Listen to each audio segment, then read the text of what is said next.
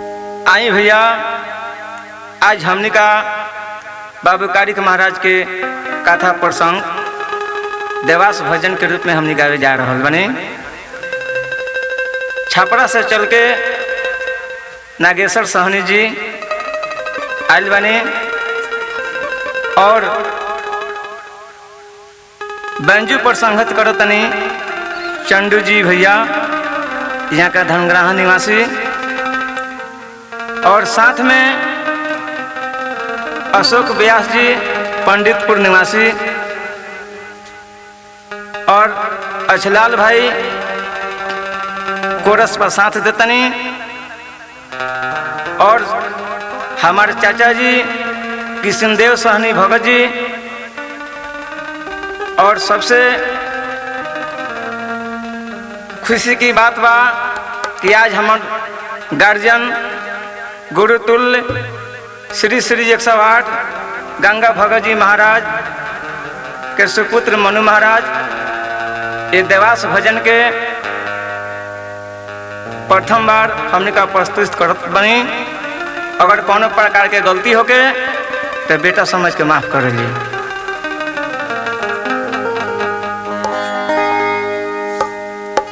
आई बहुत कम समय में हमने का चौपाई दे के सुमरन गायम, काहे की भजन बहुत लंबा लंबा बा।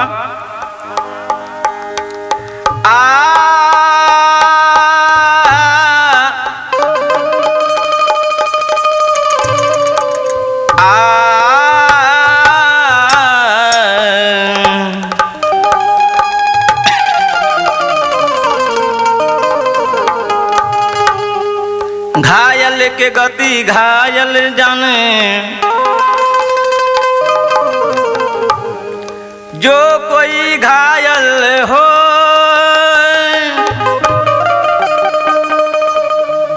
जौहरी के हाल जौहरी जाने, कि जो कोई जौहरी हो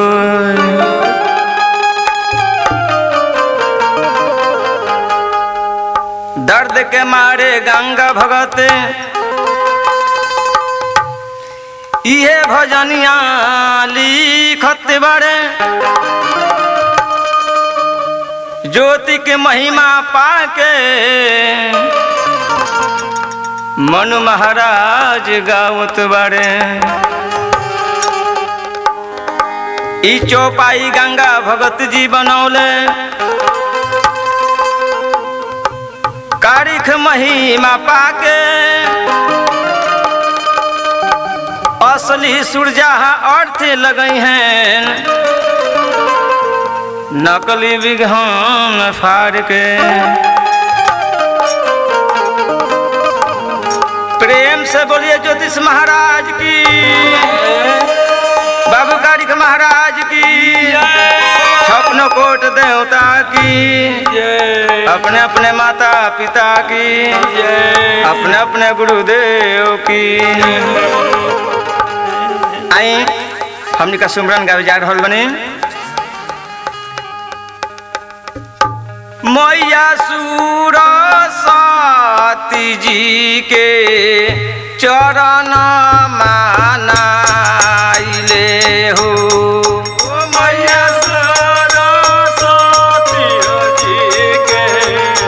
चरण मानाइले हो। मैया सरस्वती जी के चरण मानाइले हो।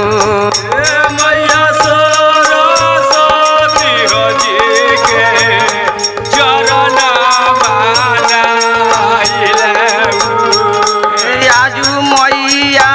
हो खना हो सायहु, आजू मैया में हो खना हो सा, आजू मैया में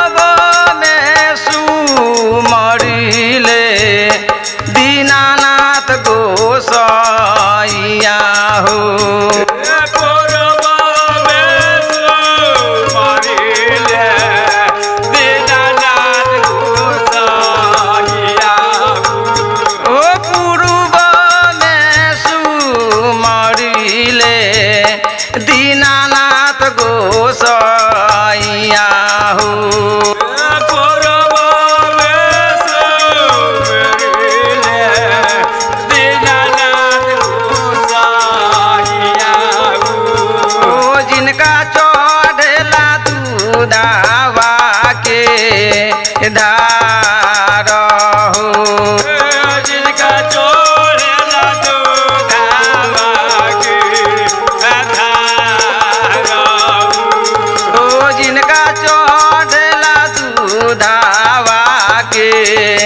धार हो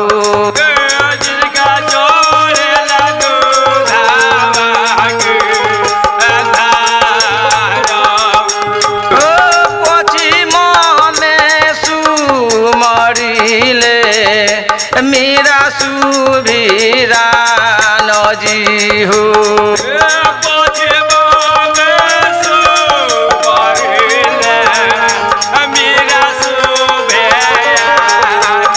ओ पश्चिम में सुमरिले मीरा सुभीरा नजी हो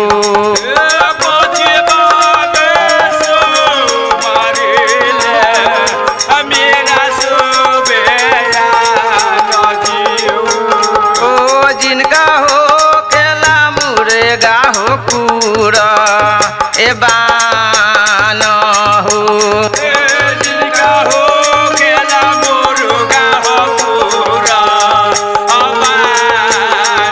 ओ जिनका हो केला मुर्गा हो पूरा ए बान हो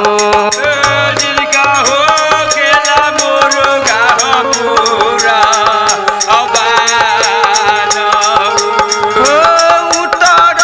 में सुमरिले पाँचों पांडे भीमजी हो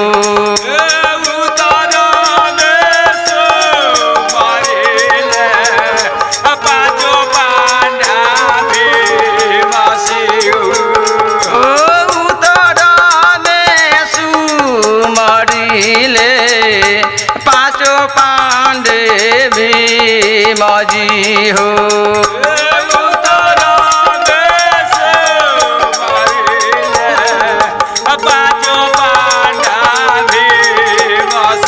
ओ जिनका चढ़ेला पाँच वान हो जिनका चोरेला पाँचो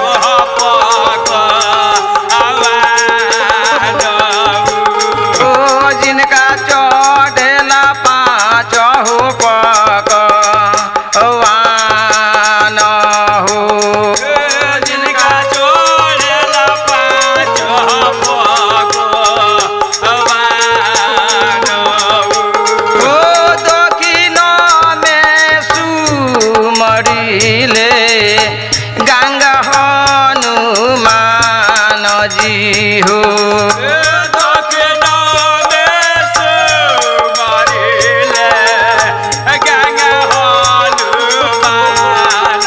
ओ दक्षिण में सुमरिले गंगा हनुमान जी हो